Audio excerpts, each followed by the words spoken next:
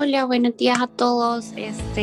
Bueno, gracias por estar aquí como estudiantes, como invitados y el licenciado. Creo que es un tema bastante importante porque como bien dicen, quien no conoce su historia está condenado a repetirla. Es bueno conocer quién es, de dónde venimos y qué nos ha traído hasta aquí, qué hechos históricos nos han traído hasta aquí. Darle gracias a todos los que ayudaron a que esta presentación salga de la manera que va a salir y por el esfuerzo que pusieron, el tiempo, porque sé que tocó correr con algunas cosas y pues espero que disfruten y que podamos conocer un poco más sobre el tema. Así que si gustan, con esto empezamos, abramos y conozcamos un poco más de la historia y de dónde venimos. Eh, Buenos días a todos. La investigación que les presentaremos tiene como propósito contextualizar sobre los aportes que tuvo el doctor José Matías Delgado en la independencia y los hechos que sucedieron en Centroamérica, España y el resto de Europa. En el marco del Bicentenario se destaca el presbítero y doctor José Matías Delgado, quien pues fue la figura central en este hecho y quien es el autor del primer grito de independencia y él también pues nuestra universidad lleva su nombre. A continuación expondremos la historia del personaje y de los sucesos de la independencia que conservan su nombre, destacando los puntos más importantes que han marcado la historia del Bicentenario en El Salvador.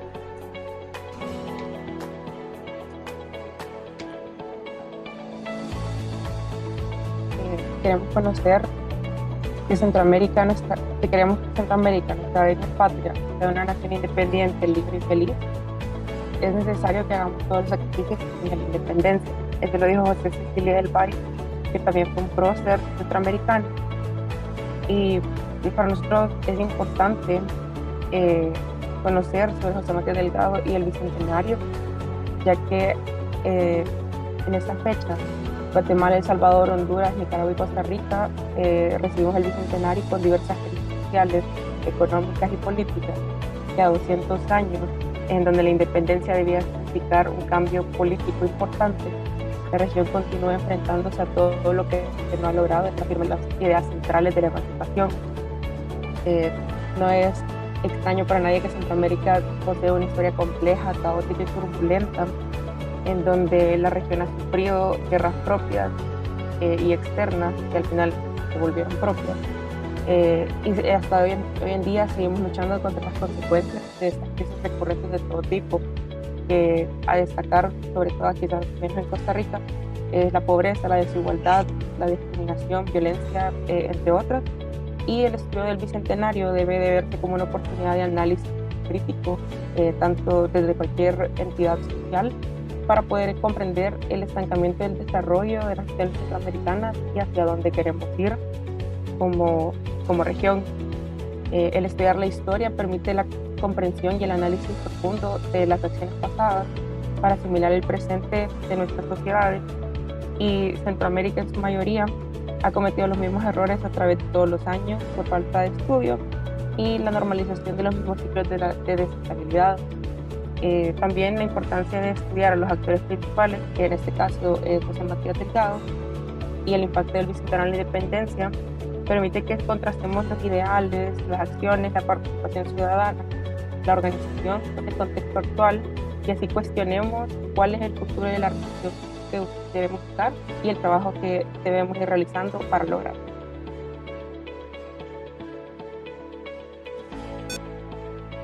Continuando y para ya entrar un poquito en contexto sobre qué estaba sucediendo en el mundo, específicamente en Centroamérica, España y el resto de Europa, a continuación vamos a ver una serie de eventos que sucedieron en el mundo y que influenciaron directa o indirectamente la independencia de toda Centroamérica. Entonces vamos a hablar un poquito del siglo XVIII y un poquito antes de ese, para ver también un poquito de contexto, cómo influenciaron. Comenzó en 1801 y terminó en 1900, conocido como el siglo de la industrialización, y fue precisamente aquí como Marx lo llamaría así, porque va a surgir una nueva clase social, la clase del proletariado. También significó el fin de algunas monarquías absolutistas, y también fue un siglo bastante caracterizado por el pensamiento liberal y el pensamiento revolucionario. Fue un siglo de progresos científicos, económicos y liberales. Entonces vamos con el primer evento ahorita. Dale siguiente, por favor. Chivo, el primer evento es las guerras napoleónicas, que está obviamente directamente relacionado con la Revolución Francesa. En 1789 se va a producir una de las primeras, una de las más grandes revoluciones en Francia, que es la Revolución Francesa, y se va a demostrar al mundo que es posible liberarse de los yugos opresores gubernamentales.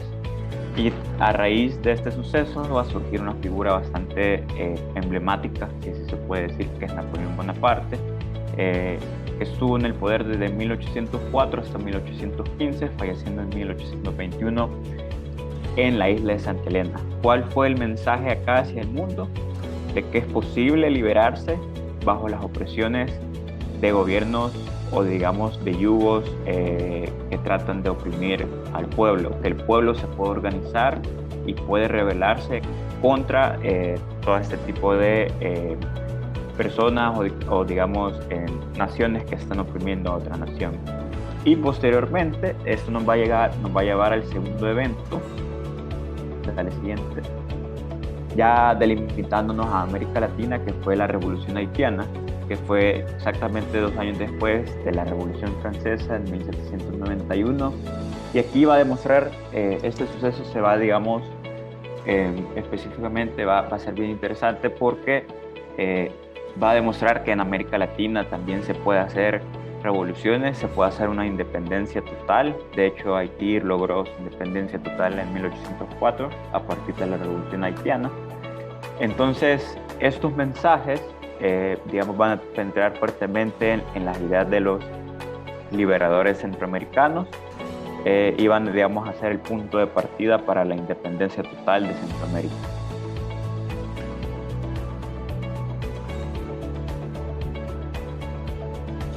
Bueno, luego vamos con los puntos importantes, el por qué Matías Delgado decide luchar por esta independencia. Como primer punto, en Centroamérica existía un sentimiento de independencia. Esto comenzó a nacer entre los criollos, lo cual fueron influidos por estas ideas liberales de la Ilustración, quienes miraban el proceso de independencia como el de Estados Unidos o, como ya lo mencionaba Diego, como de la Revolución Francesa. Es un ejemplo a seguir para todos los países. Entonces quiero tocar ciertas fechas que fueron relevantes para poder generar esta independencia.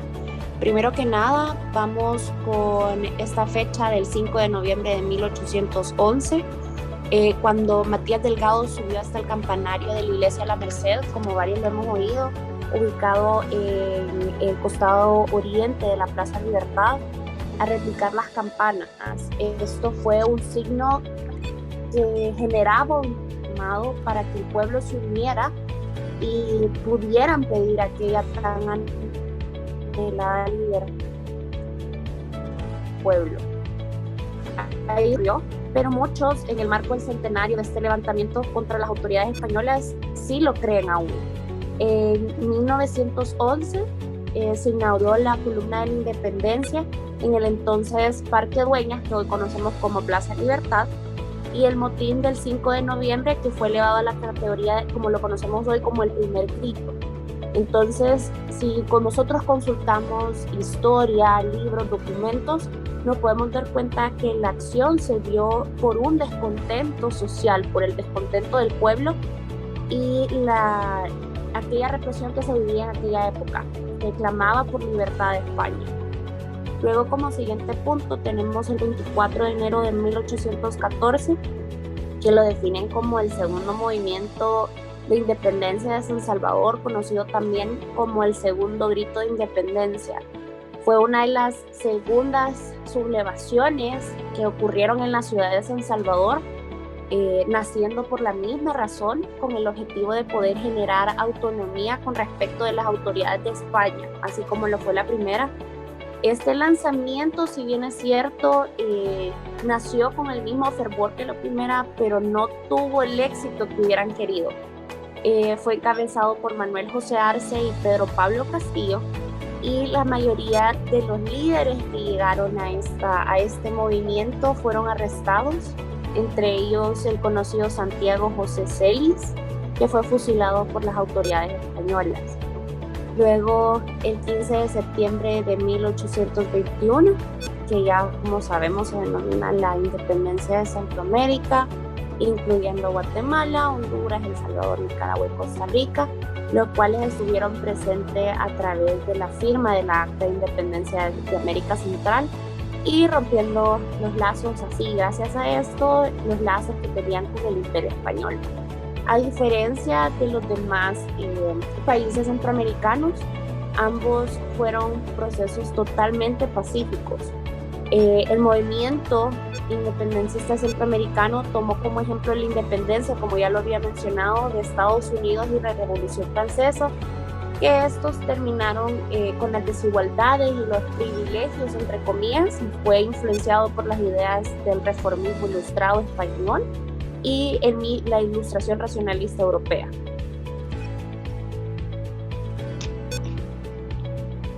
Tenemos Bien. 2 puntos más, 2 fechas más. Continuando con la cronología, nos vamos al 24 de junio de 1823.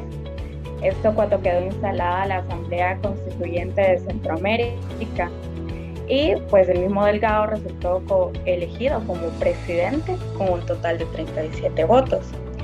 La primera sesión se llevó a cabo el 29 de junio y Delgado expresó un discurso en el cual en una parte reza también.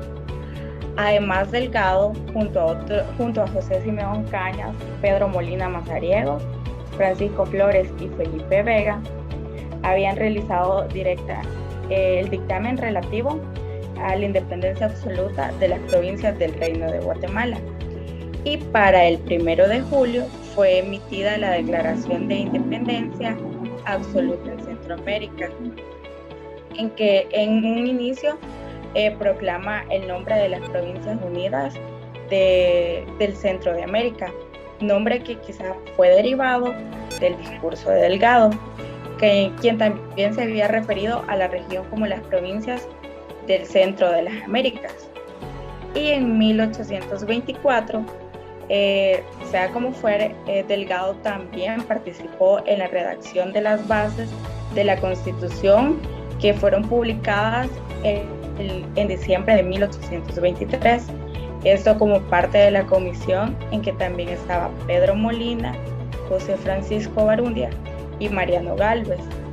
Luego, con la instalación de la República Federal de Centroamérica, el general salvadoreño José Manuel Arce quedó elegido como su primer presidente para el año 1825.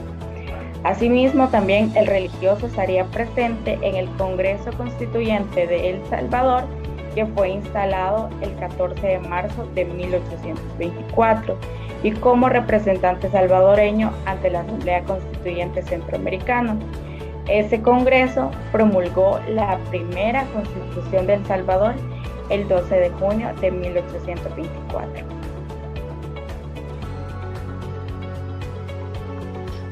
Bien, ahora conozcamos quién fue José Matías Delgado. La verdad es que la historia nos deja un poco de vacío en cuanto a la línea materna, pero nos ilustra bastante bien la ascendencia paterna de José Matías Delgado. Bien, podemos saber que esta línea paterna era originaria de la provincia de Burgos, aunque Alonso Delgado y Guzmán, nacido en Polán, provincia de Toledo, fue el primero en arribar al continente americano en el siglo XVII. Alonso Delgado procreó a Sebastián Delgado, que es padre de Pedro Delgado Matamoros, el cual es oriundo de Panamá y fundador de la familia Delgado en la ciudad de San Salvador, ya que ahí se casó con Mariana de León Mejía en 1760. Ella era descendiente de Sancho Barahona, acompañante de las expediciones de Hernán Cortés y Pedro de Alvarado. En San Salvador, Pedro Delgado fungió como alcalde ordinario de primer voto, regidor y alférez real en 1797. El matrimonio procreó a 7 hijos: Manuel, Miguel, José Matías, Josefa, Juan, Francisco y Mercedes, nombrados todos por orden de nacimiento, siendo José Matías Delgado con natalicio en el día 24 de febrero de 1767 en la ciudad de San Salvador. Pasamos de diapositiva para hablar de su posición social. Es probable que José Matías creciera quizá no en un lugar rico, pero sí en un ambiente de holgura económica, porque la historia nos demuestra que la familia poseía bienes inmuebles dentro y fuera de la ciudad. Sin embargo, si comparamos el capital familiar con el de los peninsulares, era más bien modesto.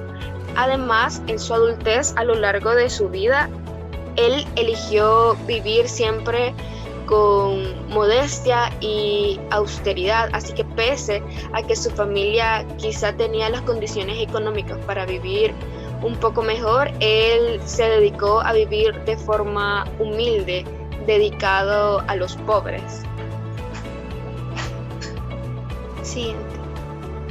Ok, gracias Liz. Ahora vamos a hablar un poquito sobre la formación académica de Matías Delgado. Y es que durante su infancia, o de su infancia, se conoce muy poco. Y aunque existe un testimonio de un allegado a la familia, que es el señor Don Pedro de Avellane, le conocía desde niño y lo describe de la siguiente manera: que era muy moderado, recogido, obediente y de una conducta muy ejemplar, y que además y que jamás se había sabido de él cosa que desdiga las buenas costumbres y el santo temor de Dios. Vemos a un joven que desde muy pequeño tuvo un gran temor de Dios, y pues eso lo representó cuando era más adulto. Más adelante, adentrándonos a los años 1780, Delgado estudió en el Colegio Tridentino de Guatemala. Aquí solo quiero hacer un pequeño paréntesis, y es que esta institución eclesiástica fue para la formación de sacerdotes seculares, y fue fundada allá en Guatemala, allá por el año 1597, por instrucciones del entonces obispo de Guatemala, Gómez Fernández de Córdoba. Ahora, existen una versión de distintos historiadores que plantean cómo fue que ingresó Matías Delgado al colegio, y es que dicen de que fue por medio de una beca real otorgada por el arzobispo de Guatemala, y allí estuvo en calidad de pasante de leyes. Después continuó en sus estudios en la Real y Pontificia Universidad de San Carlos de Borromeo de Guatemala, como era usual para alguien de su condición económica, como ya nos explicaba Lisbeth. Y es que es posible que lograse su ingreso mediante una capellanía. Ahora, en este recinto se recibió el grado de bachiller en filosofía y estudió además los sagrados cánones y leyes, y por un año de teología moral comenzó su participación relevante, y que en más de una ocasión logró incluso sustituir a uno de sus profesores en las cátedras. Y cabe agregar que en esa época el centro de estudios ya había disminuido en afluencia clerical gracias a las reformas borbónicas que se dieron allá en la península ibérica, ya por los años 1790 y a inicios de los 1800. Se sabe que, y se concretarían allá por 1808. Se sabe también que trabajó en el bufete de don Manuel de Talavera, abogado de la Real Audiencia. Siguiente slide, por favor.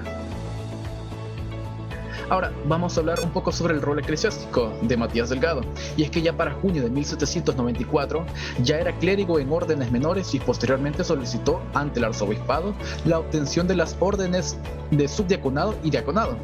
Para ese tiempo le faltaba ya poquito para obtener el título de licenciado y doctor en cánones, por lo que mandó una cartita, un memorial, al rey Carlos IV de España solicitando la dispensa para graduarse antes de lo previsto, ya que deseaba retirarse a San Salvador y ordenarse sacerdote. Dicho y hecho, el rey de España le concedió todo lo solicitado. Para el año de 1795 regresó a San Salvador y su estadía duró prácticamente un año, durante el cual se concentró exclusivamente en las actividades religiosas. Ya para finales de los 1700, allá por 1798 para ser específico, resultó nombrado como cura de la parroquia del Salvador del Mundo. En ese tiempo, dicho templo se encontraba dañado por los famosos terremotos, el terremoto de 1775, y él mismo apadrinó la idea de reconstruirlo, la cual llevó a cabo ya en 1802. Desde estos sucesos tenemos el testimonio de don Alberto Luna en su libro El Padre Delgado, que aquí nos cuenta cómo entre Matías Delgado y su familia donaron a la iglesia la suma de 20,000 pesos para su reconstrucción. Incluso el templo fue bendecido en junio ya de 1808, pero aún quedaba pendiente pagar las sumas debidas a los obreros por otros gastos y para solventarlas el joven Matías Delgado vendió los derechos de su herencia de una hacienda y no siendo suficiente incluso tuvo la intención de vender toda su biblioteca, pero fue persuadido por Silvestre García de la Tercera Orden Franciscana, quien liquidó la suma restante. Y según el investigador Mario Domínguez, relata que Delgado logró incluso la colaboración total de los habitantes de la provincia, y eso era una prueba irrefutable para aquel entonces que su popularidad era absoluta. Siguiente, por favor. Bien, no podemos hablar de José Matías Delgado sin que predomine su rol político. José Matías Delgado era nombrado el oráculo de El Salvador. Lorenzo Montúfar testificó que Delgado era el oráculo del pueblo salvadoreño y el árbitro de sus cuestiones, rodeado de multitud de personas que incesantemente le consultaban sobre todas las materias. Decía Lorenzo, que parecía uno de aquellos sabios de la Universidad de Bolonia, en cuyas manos las ciudades lombardas ponían sus más arduas cuestiones, como una referencia de la importancia que tenía José Matías Delgado en las decisiones trascendentales en El Salvador. En la Intendencia de San Salvador, los criollos tomaron la decisión de buscar la autonomía en el año 1811. Se esparció el rumor que el cura Delgado estaba amenazado de muerte, por lo cual la población, sus seguidores, se organizaron en grupos para defender a su persona. El investigador José Guandique menciona que Delgado y Manuel José Arce se convertirían en el binomio rebelde de los acontecimientos posteriores, pues tras asumir el poder de los rebeldes, el 15 de noviembre, Delgado aparece demandando la entrega del bastón de mando de Rosy Rubí, comandante del Escuadrón de Dragones, quien desatendió la petición.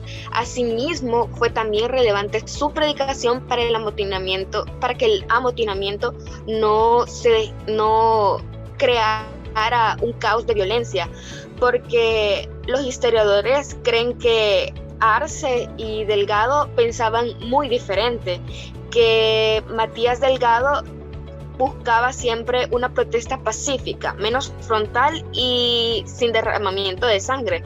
Por el contrario, Arce siempre estaba en predicación de la lucha armada. Pero bien, a pesar de todo, la revuelta no halló respaldo en el resto de la provincia, por lo que la sublevación acabó en un fracaso. Para acabar con la subordinación de manera pacífica, las autoridades del reino decidieron enviar una comisión desde la ciudad de Guatemala, y los salvadoreños también organizaron una representación para las conversaciones, de la cual Delgado formó parte importante. Una vez calmada la situación del 22 de diciembre de 1811, Delgado expresó un discurso que me gustaría citarles, porque me parece que es una joya histórica que necesitamos conocer. Dice de la siguiente forma: Oíd, este es el sagrado lugar, la voz consoladora de vuestro párroco. yo que os he acompañado en todas vuestras tribulaciones, que no os he desamparado aún en los momentos más amargos, que siempre me visteis con vosotros en las calles, en las plazas, en las habitaciones domésticas, en este sagrado templo implorando las clemencias del Señor, que arrastrado del torrente impetuoso de las convulsiones populares que desgraciadamente arrasaron con esta ilustre ciudad, en los aciagos días 4, 5 y 7 de noviembre, corría de un lugar a otro infatigable y activo, por dar ejemplo de moderación a los unos, dirección a los magistrados y consolación a los afligidos. Escuchadme, hijos míos, escuchadme atentos y sosegados.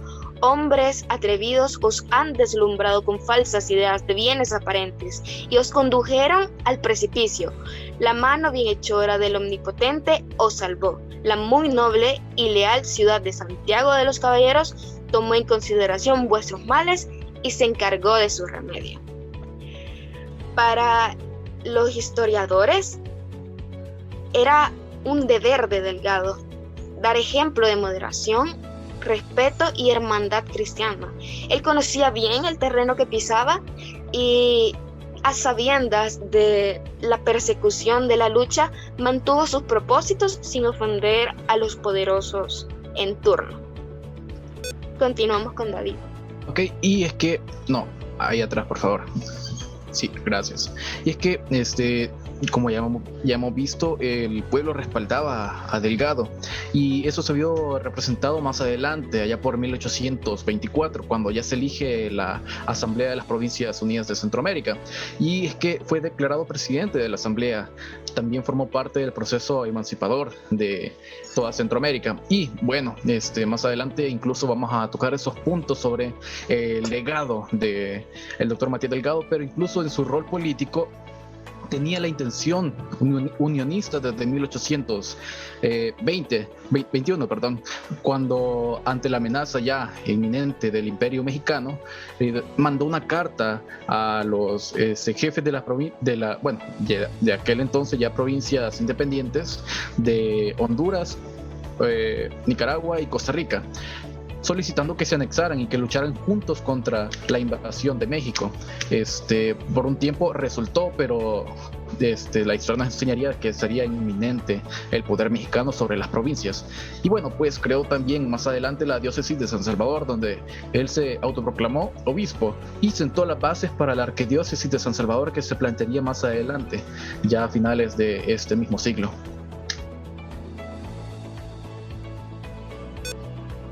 Siguiente. ¿De dónde toma Delgado las ideas emancipadoras? José Matías Delgado, como hemos dicho, se inspira en la Ilustración para liderar este movimiento independentista. Dicho movimiento está conectado con la Revolución Francesa y con la independencia de los Estados Unidos. Para hablarles un poco de la Ilustración, este es un movimiento intelectual, filosófico y cultural que se desarrolló en Europa durante el siglo XVIII. Tuvo una gran influencia sobre los procesos sociales y políticos de Europa y América hasta principios del siglo XIX.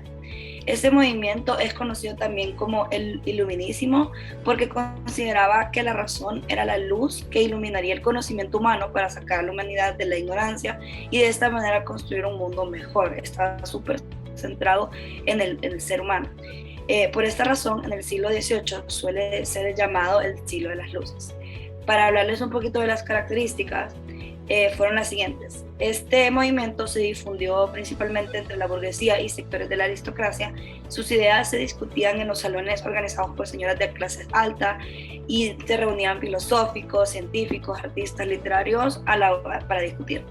Estos grupos se transformaron en grandes consumidores de libros.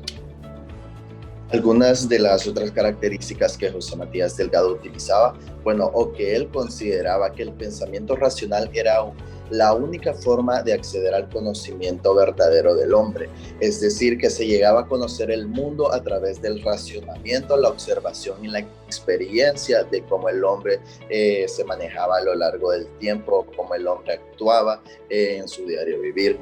Negaba cualquier forma de conocimiento que no procediera del análisis racional. Es por eso que consideraba las creencias populares y la religión como meras supersticiosas.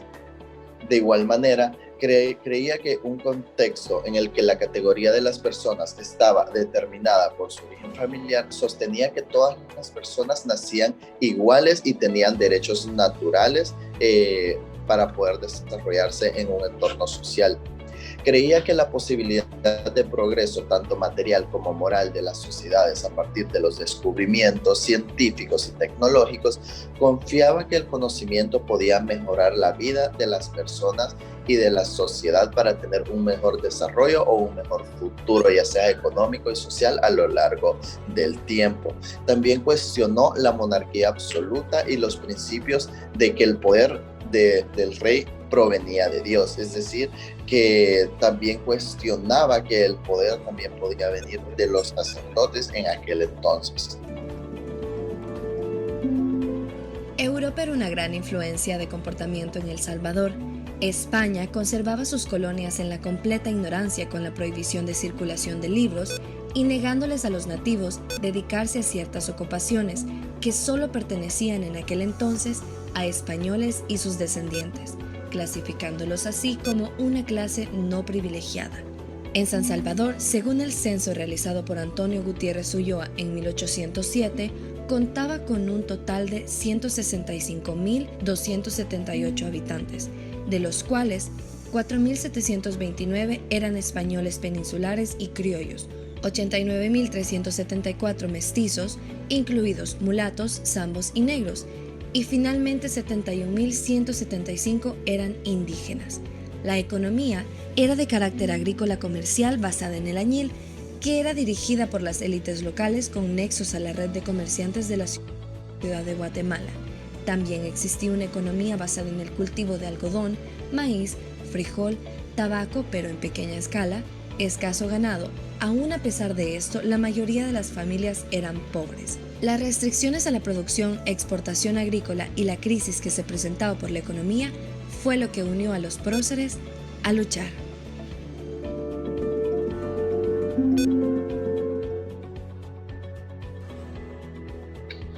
Bueno, buenos días. Bueno, efectivamente, como hablábamos un poco cómo era la época, ese video nos ayuda un poco a entender de manera más práctica cómo era la época en ese tiempo. Para resumir un poquito y para ser un poco más prácticos, se puede decir que la economía en ese tiempo era bastante enfocada, como ya vimos, en la parte agrícola. Pero ¿qué pasaba del lado de Europa? En Europa estaba la monarquía española, la que estaba también dentro de Centroamérica, quienes mantenían a los nativos oprimidos y no permitían que tuvieran puestos de importancia, no les permitían ser parte influyente dentro del poder. Solamente era exclusivo para los familiares y herederos de los españoles. Pero en Francia empieza el movimiento con Bonaparte. En Francia se empiezan a dar estos movimientos donde empiezan a tomar más espacio de lo que Francia debería de tener y empieza a llamar la atención. Esto venía a consecuencia de lo que estoy en Estados Unidos, de las primeras la independencia en Estados Unidos y todo el movimiento que hicieron. Entonces, una de las personas que estaban en Estados Unidos vio todo eso y viajó a Francia y le comentó lo que estaba sucediendo. Francia también decide crecer su imperio y empieza a avanzar. Como eso empieza a atacar a los españoles empiezan a tratar de controlar lo poco que les quedaba. Empiezan a controlar más en Centroamérica y, por ejemplo, en Guatemala no permitían que hubiera información, que se mantuvieran incultos, que se mantuvieran menos pensantes los nativos. ¿Cómo hacían esto? Quemaban libros, quemaban toda la información. En ese tiempo la imprenta también estaba entre aprobaciones y de hecho es la imprenta cuando se aprueba un punto vital. ¿Por qué? Porque empiezan a crearse panfletos que permiten mayor información al público en general, es decir, a los nativos, que entre esos estaban el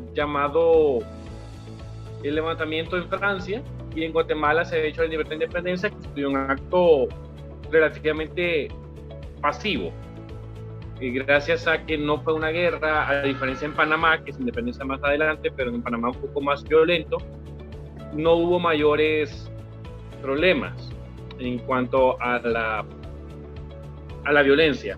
Y la parte de la imprenta es importante porque empieza a crearse el panfleto llamado Hispano, que es lo que va informando es de lo que ocurría, de cómo estaban los problemas reales, y a darle un poco del pensamiento crítico o el pensamiento de basta, de no podemos seguir así. Pero ¿cuál fue otro detonante? El problema con las partes de los pagos, las cargas financieras, cargas fiscales, donde sentían que todo iba para los en español y todo el problema estaba en lo económico. De hecho, intentaron incluso los españoles con un falso título de convencer a los de Guatemala de que eran parte de las colonias españolas, de la reina española. ¿Cómo? A través de un título que en realidad no importaba nada, que era como de verdaderos fieles a la corona. Pero lo que les ofrecían es no pagar los impuestos, no pagar los intereses, pero realmente esto no vino a detener el movimiento de revolución. Pero sí llama la atención que al final los intereses económicos fueron como el mayor detonante y que Francia se fue revelando y fue aumentando más espacio hasta llegar a las colonias españolas, que tomaron sus revueltas también, y que poco a poco la corona española se fue debilitando, y eso permitió de alguna manera que el trámite fuera más fácil. Y como mencionaba, de hecho, los historiadores que hemos invitado, como Marvin, el movimiento en Centroamérica casi que no fue tan relevante para la colonia, para los españoles y para los franceses, aunque Bonaparte sí estaba tratando de meter esta parte de independencia y esta idea al pueblo centroamericano, que de hecho estaba siendo controlado, a que no meter los libros, a callar a todos los que pensaban diferente, pero al poca importancia que le dieron, permitió que el proceso fuera más pacífico. Entonces, de alguna manera, fue algo bueno que no hubiera guerra. Lo triste era que fuera porque no le importaba tanto a la corona, pero ese fue el entorno que hubo. Y la provincia de San Salvador, según un censo realizado por Antonio Gutiérrez, en 1807 contaba con 165.278 habitantes. De esos se repartían entre españoles, peninsulares y criollos, y 89.374 entre los mestizos, incluidos mulatos, zambos y los negros, que eran, pues, en general los nativos del área centroamericana. Como mencionaba, la principal economía estaba basada en el añil y dirigida en las élites locales. Principalmente los nexos estaban con Guatemala. De hecho, en el caso de cuando se le da la información a Matías Delgado de que debe declinar como sacerdote, llega a Guatemala la información. Es decir, Guatemala era el punto de conecte. Y el añil estaba en las tierras, participaban pequeños propietarios y personas de pueblos. Indios, latinos, mulatos producían la mayor cantidad de añil en la provincia, siendo ellos la fuerza de trabajo, más no quienes beneficiamos, quienes tenían el mayor beneficio económico. Y en 1808 empeoró la crisis con la monarquía por la invasión bonapartista y el apresuramiento del rey por los franceses. Teniendo en cuenta, se impusieron más impuestos. Es decir, lo que les daba un poco de que Bonaparte y cómo su avance en Europa influyó a que la colonia española perdiera fuerza y perdiera control. Y que Bonaparte empezó a influir a que, hey, ¿por qué no se rebelan? ¿Por qué no salen de esto? Y empezaron a crear esos panfletos a través de la imprenta, empezaron a hacerse esos movimientos que, si bien eran oprimidos, que si bien se estaban matando y se controlaban a través de los libros, se estaba empezando a dar un avance muy importante.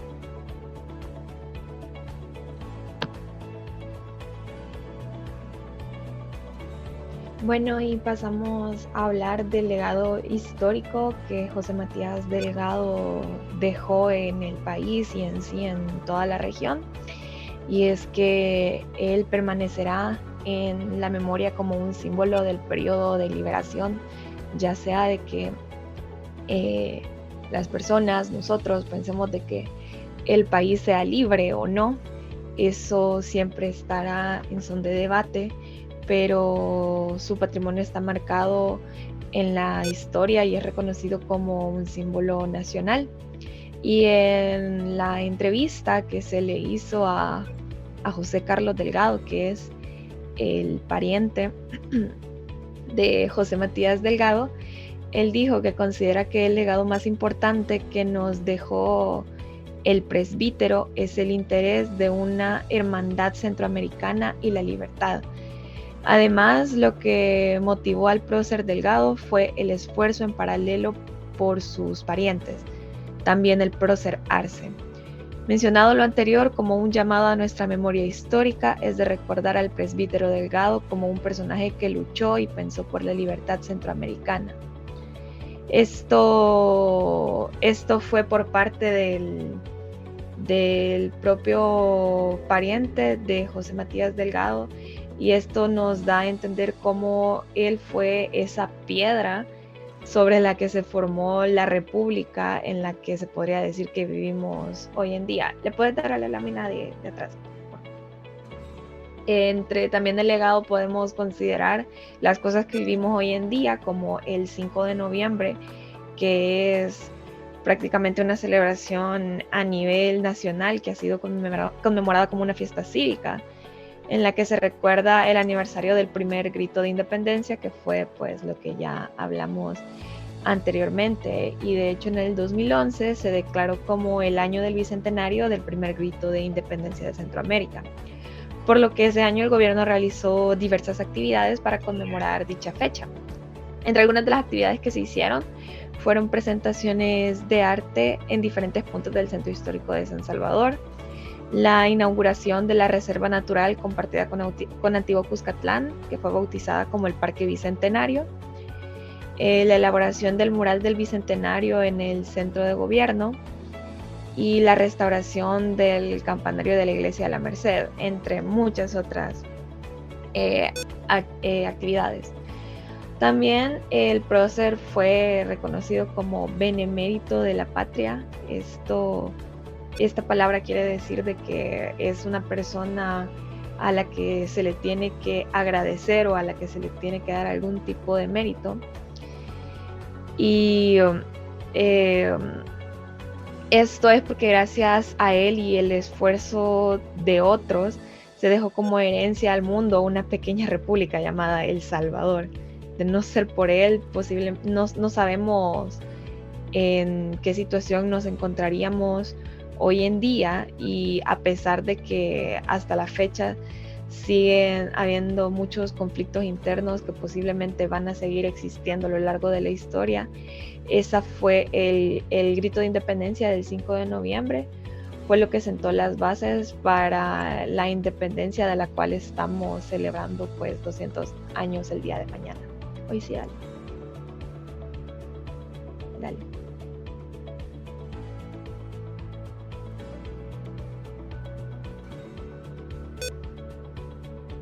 Bueno, a José Matías se le considera como una persona precursora en este tema de la emancipación, ya que buscaba con todas sus motivaciones brindarles el libre albedrío a las personas, a que tomaran sus propias decisiones y tuviesen libertad de poder manejar su vida de una forma más digna, más adecuada, ¿verdad? Y con el pasar del tiempo, lastimosamente, ese término de emancipación se ha quedado literalmente solo como una pieza de historia que ha quedado en un museo, digámoslo así, y no se considera como algo tan valioso, como algo tan relevante, tan fuerte y de peso en la historia, que lo vemos como cualquier cosa. Cuando uno mira para atrás se da cuenta que es algo súper fuerte y de peso en la historia, ya que sin sus movimientos, sin sus iniciativas de emancipación, muchas de las cosas que ahorita no conocemos no estarían pasando, no tendríamos esa libertad como sociedad, como salvadoreños, de poder valernos por nuestra cuerda en ciertos aspectos. Y a pesar que esto se puede ver como un movimiento pequeño de libertad en el pasado, a pesar que sea pequeño, tuvo un gran impacto en las generaciones que han venido poco a poco en el futuro, hasta la fecha.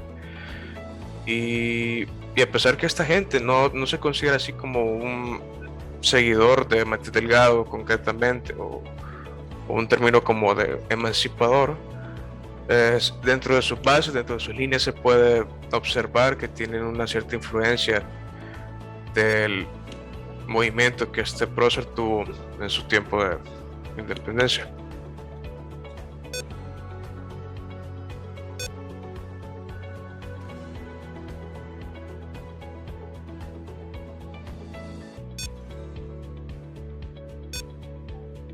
Bien, buenos días. Como a manera de conclusión, nosotros vimos de que Matías Delgado fue un prócer y que fue fundamental para la independencia de nuestro país.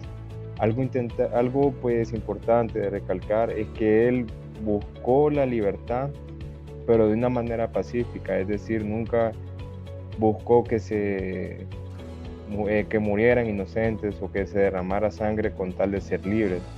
Entonces nosotros como comunicadores e historiadores debemos de seguir este legado de que ha dejado este prócer, no dejar en el olvido, porque las nuevas generaciones deben de conocer de esta lucha que han hecho nuestros próceres, porque una persona de que no conoce su historia pues está condenado a que sus dirigentes le den una realidad que no es la verdadera.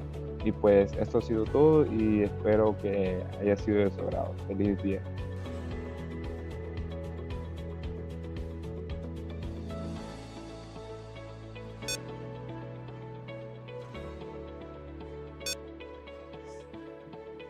Muchas gracias a todos por haber asistido.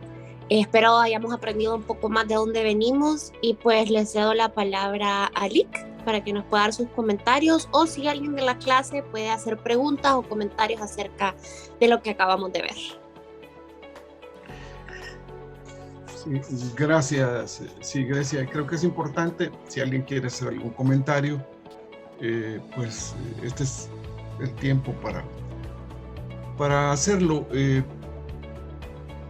Yo creo que así como se ha hecho de bien, como ustedes lo han hecho de manera profesional, como académico, hemos exaltado esa gran figura del prócer, de la figura central del Bicentenario, José Matías Delgado, cuyo nombre, decíamos, ostenta nuestra universidad.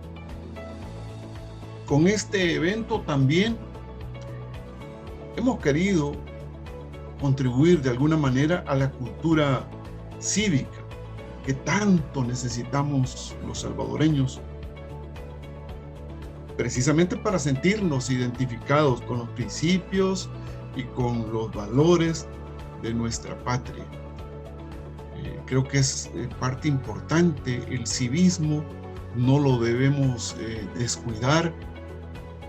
Entre otras cosas, por la pandemia no se está celebrando como se debiera. Es una lástima, pero es una realidad también.